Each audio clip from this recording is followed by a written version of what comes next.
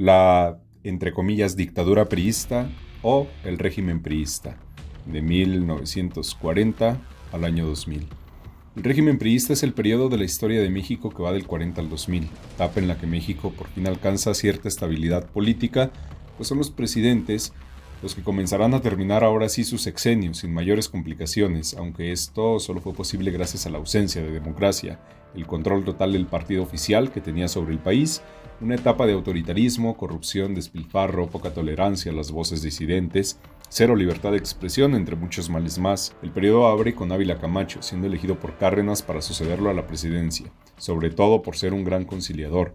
De ahí pasamos al gobierno de Miguel Alemán Valdés, siendo popularmente conocido como el presidente que inventó la corrupción en México. La saga de políticos que usaban la presidencia del país para enriquecerse ven nacer aquí su momento y sus males. También fue el primer civil, ya que marca el fin de los militares. Desde ese día nunca más un militar volvió a gobernar el país. También es con él que México se alinea completamente al discurso occidental y las relaciones con Estados Unidos se vuelven bastante estrechas. Comenzó la creación de infraestructura en las ciudades, lo que daría una imagen entre comillas de progreso. Llegamos a Adolfo Ruiz Cortines, quizá uno de los presidentes más infravalorados de la historia. Su gobierno se centró en luchar contra los males que arrastraba el PRI, como la etiqueta para esos momentos de corrupto. Luchó contra la corrupción y el abuso de poder, sin embargo, al acabar su sexenio, dicha lucha se terminó. Lo sucedería Adolfo López Mateos, quien llegó al poder con la firme meta de acabar con todas las voces disidentes al partido oficial. Para este momento, la inconformidad del pueblo comenzaba a hacerse latente. Desde el inicio comenzó una política de silenciación de la oposición. Más allá de lo represor que fue, en el ámbito internacional se manejó como un demócrata, al grado de que fue el único país de Latinoamérica que no desconoció el triunfo de Fidel Castro en Cuba. Llegamos así a Gustavo Díaz Ordaz, quien en una situación histórica poco cómoda se juntó el más autoritario de todos con la generación más revolucionaria y la década también más rebelde. La combinación, sabemos, acabó en matanzas, desapariciones, innumerables represiones, no solo de estudiantes, que ha sido la más conocida, sino de médicos, profesores, telefonistas, campesinos, etc. Los Juegos Olímpicos y el Mundial de 1970 mostraban los claroscuros de un país que se mostraba al mundo avanzado y listo para entrar al concierto de naciones.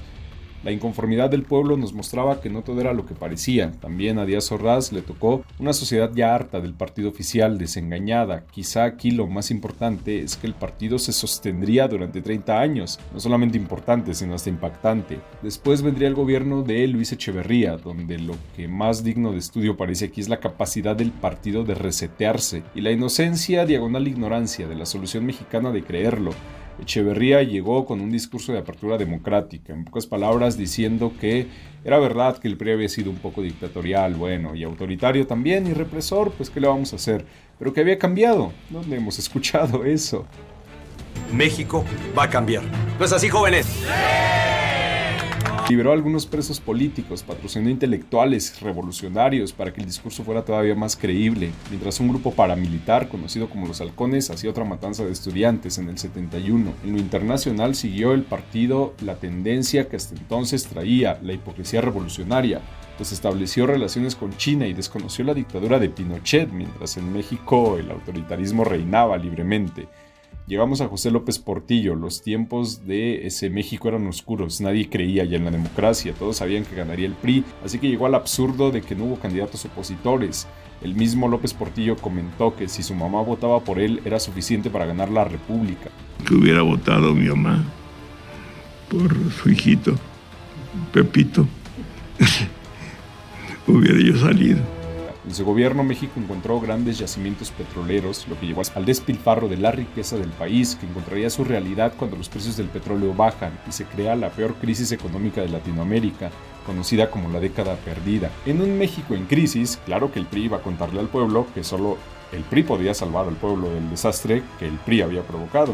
Y Miguel de la Madrid llegó a la presidencia, inaugurando el neoliberalismo, y con un discurso que él mismo llamó la renovación moral.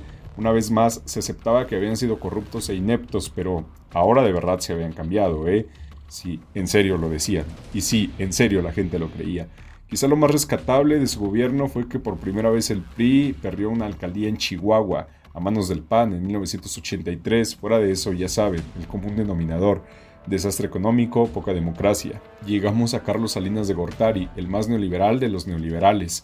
De entrada llegó en un ambiente de fraude electoral, ya sabemos, pues ya es famoso en el imaginario de los mexicanos la situación donde, de entrada, la Secretaría de Gobernación organizaba las elecciones. La tendencia marcaba que Cuauhtémoc Cárdenas, hijo del general Lázaro, ganaría las elecciones. De pronto el sistema se cayó y cuando regresó el ganador era Carlos Salinas. 3 años más tarde, con el respaldo de los congresistas del PAN, se ordenó quemar los votos. Dicha orden fue defendida a muerte en el Congreso por el hoy, entre comillas, defensor de la democracia, Diego Fernández de Ceballos. Nadie podría beneficiarse con escudriñar papeles que nada dicen y menos significan.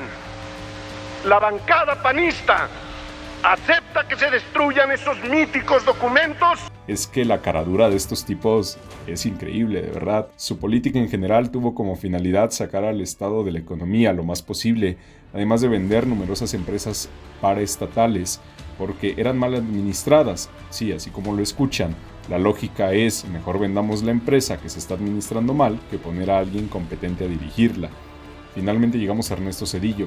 Su llegada al poder estuvo enmarcada por el asesinato de Luis Donaldo Colosio. En materia política, quizá lo que más aportó al país fue la democracia. Sí, Zedillo era un demócrata, ¿qué quieren que les diga?